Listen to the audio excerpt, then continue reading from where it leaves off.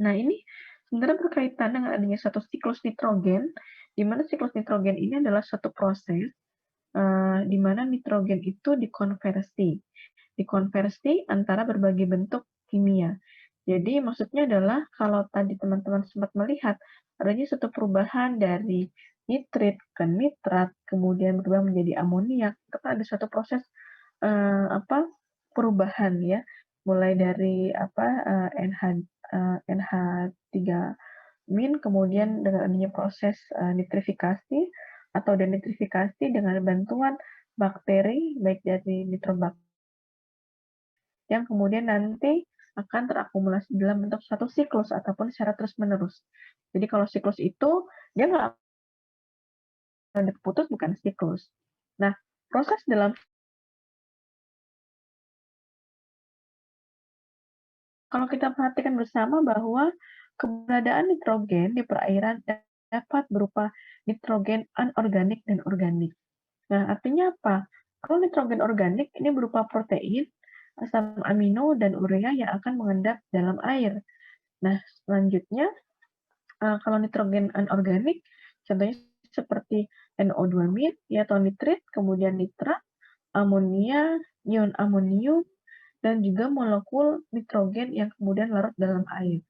Nah, nitrogen tersebut salah satunya berasal dari pakan ataupun dari jenis pakan yang kita berikan ke komoditas yang kita budidayakan. Jadi kalau kita perhatikan di satu karung pakan gitu, biasanya terdapat keterangan jumlah kandungan nitrogennya berapa, kemudian kandungan bahan-bahan dalam pakan tersebut itu menunjukkan seberapa banyak sih harus kita berikan agar ya mampu mengurangi adanya nitrogen dalam suatu perairan yang kemudian akan mengalami proses pelarutan tadi ataupun suspended. Nah, amonia dan nitrogen ternyata juga merupakan suatu senyawa kimia yang berupa gas dengan bau yang tajam yang khas. Nah, sumber amonia pada wadah budidaya berasal dari limbah metabolisme ikan dan sisa pakan yang tidak dimakan. Jadi kalau misalnya kita punya kolam ataupun punya wadah untuk budidaya, kemudian kita mencium baunya kok udah menyengat ya, padahal baru 2 hari yang lalu saya ganti airnya gitu. Ternyata pas diamati, oh pemberian pakannya berlebih atau pengurasannya ataupun pergantian airnya tidak dilakukan secara tepat sehingga menimbulkan bau ya. Ini sebenarnya lebih ataupun sangat mudah sekali kita amati saat kita budidaya misalnya ikan lele. Sekarang kan ada ya budidaya ikan lele menggunakan ember gitu ataupun di lahan terbatas. Nah, bukan berarti itu tidak boleh. Sebenarnya itu tidak tepat ya karena ketersediaan ataupun nitrogen dalam suatu perairan tersebut akan terakumulasi dengan sangat cepatnya. Namun bagaimana kalau saya nggak punya lahan? Saya nggak punya tempat lagi untuk budidaya. Nggak mungkin saya bangun ataupun bikin kolam di dalam kamar mandi kan gitu. Jadi otomatis untuk menjaga ataupun saya ingin melakukan budidaya ikan, ya saya menggunakan alat bantu. Contohnya misalnya menggunakan blong, ember, atau menggunakan wadah yang sifatnya dapat menampung dari organisme akuatik tadi. Nah, seperti yang disampaikan di saat kuliah, ya, saya ulas kembali bahwa dari 128 jumlah pakan yang diberikan ataupun yang kita tuangkan dalam suatu perairan untuk dimakan oleh ikan, tidak semuanya dimakan, ya, tapi ada yang sifatnya tidak dimakan atau disebut dengan uneaten food. Nah, uneaten food ini jumlahnya itu ternyata sebesar 25,6%. Nah, kemudian selain itu ternyata dari sisanya tadi ya 128 dikurangi 25,6 itu kan berarti sekitar 122 ya. 102, maaf. Berarti 102-nya itu nanti dia akan terpecah menjadi urin, kemudian yang dimanfaatkan oleh tubuh juga untuk aktivitas tubuhnya, dan juga yang sifatnya dalam bentuk feses, itu sebesar 18,4. Jadi kalau kita kalkulasikan dari 25,6 ditambah dengan 54 ditambah dengan 18,4, maka jumlah nitrogen yang terdapat dalam suatu perairan tersebut kok besar juga ya, gitu. Jadi ini untuk satu ekor ikan. Ya bagaimana kalau kita pelihara ikannya, bukan jumlahnya puluhan, bahkan ratusan atau ribuan. Ya jadi Anda bisa bayangkan, gitu. Nah kemudian, seperti yang saya, sampaikan ya, bahwa, limbah ini ya, limbah padat ini berasal dari pakan sisa. Ya, kemudian dari feses dan juga ada bakteri dan O2 serta, terakumulasi dalam bentuk NH3 yang kemudian dia akan, berubah menjadi NH4, di mana NH4 dengan adanya NO3 ini akan, dimanfaatkan untuk tanaman sayuran, tanaman hias, rumput laut, dan tanaman gulma. Nah, sekarang bagaimana sih caranya kita dapat mengurangi ataupun, apa ya, meminimalisir ya, kata-kata yang tepat itu meminimalisir dari, kandungan nitrogen tadi yang terbuang dalam suatu perairan. Ya, jadi kita menggunakan, salah satunya adalah, apa, suatu filter ya, yang kemudian nanti memanfaatkan adanya bakteria yang terdapat di dalam, satu lapisan di akuarium ataupun kolam tersebut.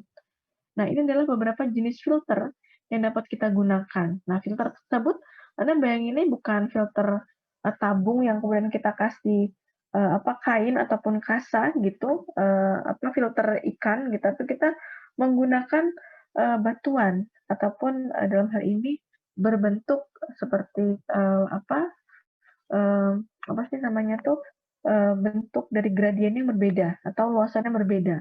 Contohnya misalnya di sini bisa menggunakan pasir malang, kemudian bisa menggunakan kerikil, kemudian silika, batu zeolit, dan juga sisa dari terumbu karang ya. Ini merupakan gambaran dari terumbu karang yang sudah, hancur ataupun yang sudah, tidak aktif lagi gitu ya. Nah, biasanya saat kita praktikum kita menggunakan alat dan bahan ini, ya. Jadi ada kertas saring ya, kemudian, pipet Mohr, apa, yang seperti ini gambarnya ya teman-teman, lalu ada gas piala, spektrofotometer, lalu ada Aquades, Rieger Nestler, dan juga NH4Cl. Nah, ini adalah alat dan bahan yang digunakan untuk melakukan, proses ataupun perhitungan dari, tan ataupun nitrogen yang ada dalam suatu perairan. Bagaimana sih cara prosedur pengukurannya? Yang pertama kita harus menyaring ya, 25 sampai 50 liter air tersebut dalam sampel yang kita ambil dengan menggunakan saringan Whatman ya. Nah, jadi kenapa sih selalu disaring gitu? Ya kita memisahkan dulu nih antara, air yang kita ambil mungkin saja terdapat beberapa organik material ataupun serasa. Serasa itu adalah sisa dari, tanaman ataupun, batang yang kemudian dia akan, jatuh ke perairan misalnya dan tanpa sengaja kita ambil gitu, tanpa sengaja masuk ke dalam sampel yang kita, ingin gunakan. Nah kemudian, tujuannya adalah, selain itu, untuk mempertahankan adanya, kandungan amoniak yang terdapat dalam suatu perairan juga. Jadi karena ini mau diukur maka jangan sampai ternyata akhirnya kok ini hilang, jadi nilai amoniaknya terlihatnya seperti nol, padahal, bukan bukan nol ya, tapi, dalam hal ini mungkin menggunakan vakum, pump yang kemudian akan mempengaruhi adanya kandungan amonia di perairan tersebut. Kemudian kita melakukan pipetting ataupun mengambil sebesar 25 mililiter air sampel yang sudah disaring tadi, dan kemudian kita masukkan ke dalam gelas piala. Dan lalu kita tambahkan 1 mililiter Rieger Nestler pada air sampel yang kemudian kita homogenkan dan diamkan selama 10 menit. Jadi kita, melakukan proses penyamarataan ya, dari sampel yang kita ambil dengan cara kita diamkan selama 10 menit. Nah, air sampel yang telah diberikan reagen tersebut kemudian diukur menggunakan spektrofotometer dengan panjang gelombang 400 sampai 425 nanometer. Kemudian kita buat, suatu larutan blanko dari 25 mililiter Aquades dan kemudian kita lakukan prosedur secara berulang di nomor 3 dan nomor 4. Jadi kalau kita kembali cek lagi, spektrofotometer fotometer ini ya, minggu lalu, seingat saya jelaskan bahwa ini, terdapat suatu kotak yang hitam ini, di mana sampel tadi kita masukkan ke dalam kotak hitam ini dengan, tempat yang dimana dengan kuvert yang kemudian kita taruh dan spektrofotometer ini cara kerjanya adalah dengan adanya pantulan, ya pantulan panjang gelombang. Makanya kenapa panjang gelombang yang disarankan itu adalah berkisar misalnya 400 sampai 425 nanometer. Jadi di sini ya nanti di-setting nih, tulis 425 dipencet gitu angkanya untuk dapat melakukan pengukuran. Nah, lalu selain itu kita juga membuat larutan standar dari 25 ml larutan standar amonia ataupun NH4Cl dengan konsentrasi 1 ppm. Kemudian kita lakukan prosedur 3-4 secara berulang. Nah, bagaimana sih cara rumus perhitungannya? Nah, untuk menghitung konsentrasi amonia ataupun N total ataupun tan dengan yang tadi sudah kita ukur, maka kita lakukan rumus seperti ini ya, di mana tan miligram per liter atau sebagai N-nya itu merupakan jumlah dari ppm, ppm adalah part per million dari NH3 min, di mana nilai dari ABS sampel dikurangi dengan ABS blanko dibagi dengan ABS standar dikurangi dengan ABS blanko dikali dengan konsentrasi larutan standar sebesar 0,30 mg per liter ya seperti itu. Nah contohnya di sini ada soal seperti ini ya. Misalnya kita punya mililiter air sampel dengan jumlah 1 tetes MnSO4, kemudian ada 0,5 ml kloraks dan 0,6 ml fenat, dan kemudian kita lakukan homogenitas dan juga sebesar 630 nanometer. Nah, ini adalah gambaran ya tabel fraksi NH3 dalam larutan Aquades pada pH dan suhu berbeda. Jadi, kalau sebelumnya ataupun di kuliah dan praktikum sebelumnya, kuliah ya sepertinya saya lebih membahasnya di kuliah, kalau kita punya ada beberapa parameter. Dan di sini ada parameternya hanya 2 ya teman-teman, pH dan temperatur. Bagaimana sih? Apakah berbanding lurus, berbanding terbalik? Maka kita melakukan satu interpretasi data ataupun kita tulis dalam suatu tabel yang kemudian memudahkan kita untuk membaca. Jadi contohnya, misalnya pH-nya 7, temperaturnya berapa di sini? Oh ternyata di sini ada dua variabel yang digunakan dalam bentuk derajat Fahrenheit dan dalam bentuk derajat Celcius. Dan kita menggunakan yang mana gitu? Kalau menggunakan derajat Celcius ya berarti kita menghitungnya nilainya seperti ini bulat. Tapi kalau derajat Fahrenheit dia ada penambahan nilai angka ataupun yang berbeda. Contohnya misalnya tadi pH 7, maka temperaturnya itu berapa? Oh, temperaturnya 6. Di pH 7 ternyata juga terdapat temperaturnya itu kisaran kalau kita tarik garis ya ataupun kita melakukan pengukuran secara berkala. Jadi misalnya ini adalah pengukuran pertama, kedua, ketiga, 4 dan seterusnya di hari Senin misalnya. Maka kita lihat range terendahnya itu berapa sih? Pas dilihat, oh terendah itu 0,13. Ada nggak yang paling rendah lagi? Oh nggak ada. Kemudian paling besar 0,93.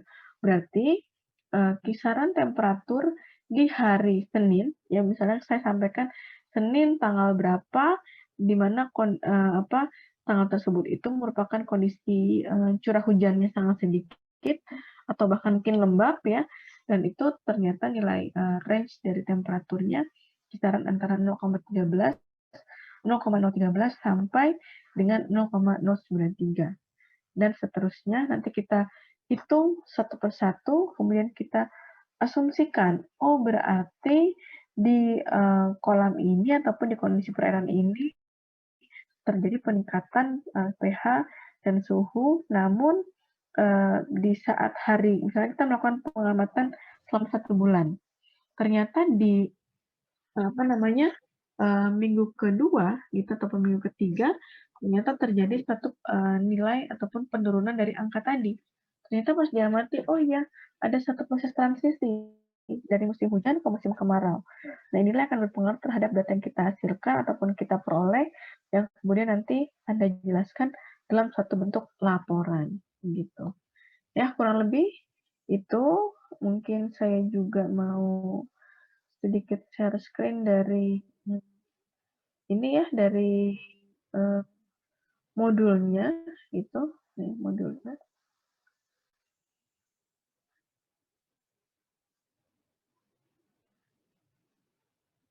Sebentar.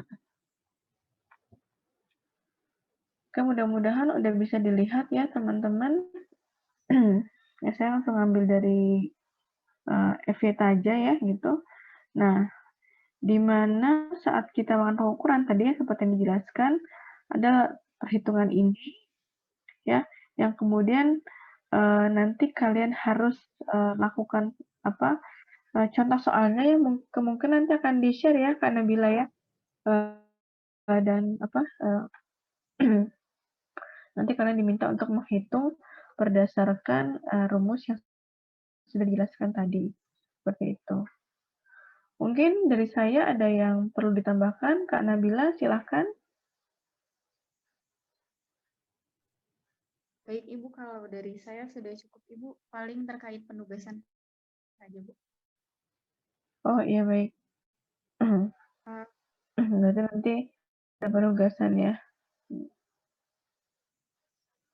Oke. Dari teman-teman ada yang mau ditanyakan nggak nih? Ada penjelasan saya tadi berkaitan dengan siklus nitrogen ataupun perhitungan atau bagaimana teknik pengambilan sampelnya di laboratorium, begitu? Ada yang mau ditanyakan?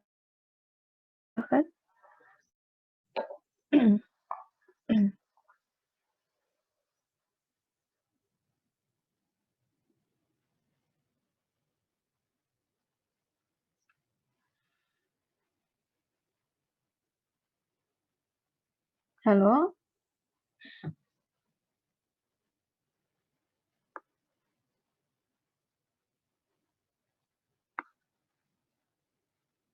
Ada mahasiswanya nggak ya? Ada Bu. Oke.